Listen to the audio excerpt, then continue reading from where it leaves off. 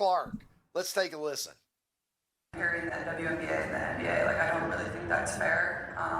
Obviously, I think where the WNBA is right now is pretty incredible. I think a lot of people, or most people, would not believe it's in the place that it is right now. So I think when people always ask me this question, like, where I think it'll be in 5 years, is like, it's hard for me to answer because people didn't even think we'd be right here, right now. And I think really sky's the limit. I think when you see, our TV numbers when we're on, national television, we're averaging over 1 million viewers or whatever it is. The All-Star game, I think, was over 4 million viewers. Like, it's just really great numbers. So the more opportunities we're given, I think the more it's going to shine and get better and better. I think also the talent level in college is continuing to get a lot better, and as those players come into the league, and it's going to continue to improve. We're adding 2 new teams next year, and then probably another team year after that. Some more games. Yeah, more games, which I think will be good.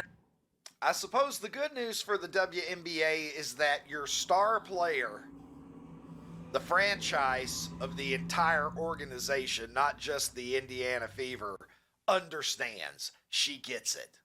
You couldn't ask for a better representative for the WNBA if the rest of the ladies could just play their part, chip in, do the best that they can. You might have something here. Try not to ruin it. I will tell you that Caitlin is coming in year 2 for vengeance. Take a look at these guns on Caitlin Clark. People are noticing. Look at that flex, the biceps. What was the one rap on her that we heard coming out of college? She's not going to be strong enough. She's going to get pushed around. She's not going to be able to play the same game in the WNBA that she played at Iowa. That might have been true.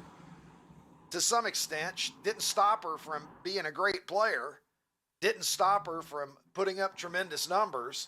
But I knew, it just as you did, if you know anything about Caitlin Clark at this point, she was going to go into the offseason and she was going to work her ass off on wherever she perceived her deficiencies as a rookie to be.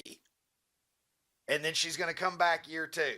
And I expect Caitlin Clark to be a lot better in year 2 than year 1. And that is recognizing how good she was during year 1. She might be the MVP of the league this year. Very easily could be the MVP of the league this year. Very easily. Let's go back to this photo here. This photo's been surfacing online a lot. Obviously, like Ricky said, Caitlin Clark, she wasn't getting pushed around as much as a lot of people thought last year. She held her own. Caitlin Clark is not a pushover. It's not like she's not strong at all. But this is Caitlin Clark 2.0. As Ricky said, Caitlin Clark could go out and dominate even more to a higher level this year. Her strength looks there. I know she's been in the gym with the whole new trainer and Keith Porter. Her nutrition looks like it's on point. Everything looks tight. Her back looks tight. Her scapulas, shoulders looking tight. I'm seeing insertions. I'm seeing a very strong, healthy Caitlin Clark right here. A Caitlin Clark who's ready to dominate. And now, this is why I think she will win MVP. This is going to be Caitlin Clark's best team she's ever played on. Ever gotten to lead as the point guard. Don't be surprised if Caitlin Clark averages 16 assists this year. She's going to have more assists than what she averaged last year. She's going to break another record and another record. She's going to have multiple triple doubles this year. I think her rebounding might take a slight fall just because you have Natasha Howard, you do have DeWanna Bonner, you do have girls like Sophie Cunningham, and you still have Aaliyah Boston. Only thing is, if Coach Stephanie White runs that run fast pace offense, go, fast, go, that means Caitlin Clark could be getting the ball again as a rebounder and pushing the floor, getting out leaks, getting transition buckets, easy transition buckets. So I could easily see that for Caitlin Clark. But one thing I do want to say is this. Caitlin Clark is representing the league as she should. As a true professional should be talking about this league. See, here's the difference. With people who want to invest in this league and be investors and grow the WNBA, they're going to look at a message from Caitlin Clark, and then they're going to look at a girl who can actually play basketball in Caitlin Clark, and the numbers that she provides to the league and the profits, not profits, but the money that she generates and the way she talks about the league. And then they're going to look at someone like Angel Reese, Dejanay Carrington, the girls who are complaining about WNBA and pay and not talking as a responsible pro on trying to build the WNBA. Instead, you're trying to go on a strike. You're trying to tear the league down. How do you think investors and people who want to grow this league or owners are going to look at this message from you? They don't like that. They want to see someone, a pro, a franchise pro. This is the face of the league right here. This is how you hold an interview. This is how you speak about the team. This is how you speak about the league. You show other professionals. That's why Pat Bev and all these professionals are seeing her work ethic, showing that, okay, these aren't just girls. Caitlin Clark is a pro. These women basketball players, these hoopers, nah, they're pros. Instead of trying to wear chains and wear all this jewelry and look all of this, and go hoop.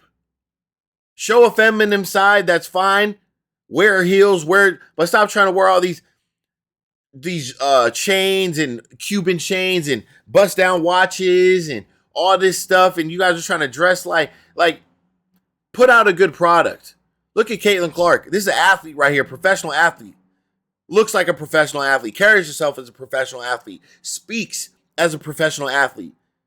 And this is what investors want. This is what interviewers want. This is what media writes. This is what media wants. They want to interview people like Caitlin Clark. When they want to go to an interview and they want to send their media teams and Fox Sports and all these people to go talk about basketball. Not when they get there, you guys are giving an attitude during interviews and speaking about WNBA pay versus NBA pay and CBA rights and all this nonsense. And how unrivaled this and throwing shots at the league. They're sending media teams there and you guys are giving attitude answers or you're denying questions that they're doing their job to go and get. There's differences. Caitlin Clark doesn't need the WNBA. The WNBA and the whole WNBA team, players, everybody involved needs Caitlin Clark. Respectfully, especially if you're talking about growing the game, growing as far as financially, you need Caitlin Clark. Because Angel Reese and the rest of you girls complaining, good luck. You couldn't do it without her. Respectfully. You couldn't. You couldn't. You wouldn't be able, you wouldn't have the firepower. You wouldn't have the analytics. You wouldn't have something to lean on for investors to even start Unrivaled. Without Caitlin Clark, what she did at Iowa with her fan base and trajectory, and then what she did in the W, this wouldn't have been brought to light. Maybe. But if you think you didn't gain any viewership from Caitlin Clark fan and Iowa fans and stuff like that, you're out of your mind. You're out of your mind. So for you guys to want higher pay and things like that, it's very simple. Treat the product like it's supposed to be treated. Go out, work as a pro, put in the work, come out and play good basketball, compete. Leave all the narratives and all the nonsense alone. That's another part of it. Where all these narratives going on and things like that. Leave all that shit to the side. Go out and put a good product up. That's all we're asking. As Caitlin Clark said, All-Star Game broke 4 million viewers. My games are averaging 1.7 million views. Can you guys contribute? Even if it's the slightest bit, contribute, please. And keep your mouth shut. I'm trying my hardest here. If I'm Caitlin Clark, I'm telling you guys, hey, shut up. I'm trying my hardest. I need you guys to contribute. As much as you guys go and put the effort in to complain about the CBA, put that effort into to get your fans to engage in actual events. Go buy some jerseys. Go put all that energy. Tell your fans to go buy some jerseys. Go buy some tickets. Then we won't get then the talks of money and CBA rights. Then we can have a fair conversation. Until then, it's just not going to work. So this is the difference with Caitlin Clark and some of these other girls. Hold yourself as a true professional. You don't think Caitlin Clark wants $1 million salaries from WNBA? She understands. She knows that she's getting underpaid. But you don't go about it the way these girls are going about it. You have managers, right? You have agents. Let them do the work. Let them do the work in the back office. You never bring stuff like this to light. You don't want to be, as a player, you don't speak about this. This is going to be backfiring. You're putting yourself on the hot seat. You're giving people ammunition to go at you, to talk about you, to make fun of you. So, look, that's all I got. Let me know what you guys think about the video. I appreciate you guys. Make sure you guys hit that subscribe button. I'm going to catch you on the next one. I'm out.